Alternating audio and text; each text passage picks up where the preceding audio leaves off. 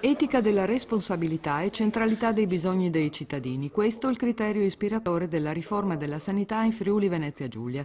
Lo sottolinea il presidente della regione Renzo Tondo a Gorizia per l'inaugurazione a Villa San Giusto di 10 posti per pazienti affetti da patologie gravissime realizzati con il contributo dell'amministrazione regionale. Inaugurazione cui è seguita una visita al vicino ospedale San Giovanni di Dio dell'azienda per i servizi sanitari Isontina.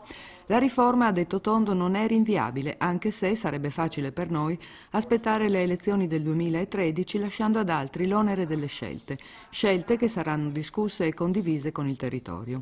Progressivo invecchiamento della popolazione del Friuli Venezia Giulia, aumento e cambiamento radicale dei bisogni di salute della collettività, sullo sfondo di un calo delle risorse.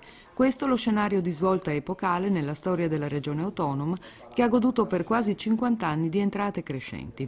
Da qui la necessità di una riforma non istituzionale ma sostanziale per confermare quell'eccellenza che i cittadini mostrano di riconoscere e apprezzare per governare il cambiamento e non subirlo.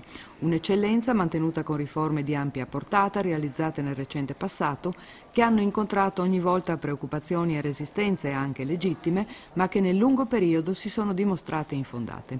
Fondamentale la visione unitaria. Esiste la sanità della regione Friuli Venezia Giulia, non quella di questo o quel territorio, e l'obiettivo è il garantire un uguale livello di servizi a tutti i cittadini.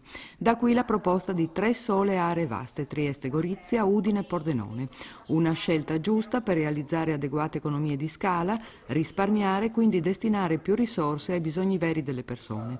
Non più soldi per questa sanità, ha detto Tondo ricordando una frase dell'ex assessore alla salute Vladimir Kosic, ma più sanità con questi soldi.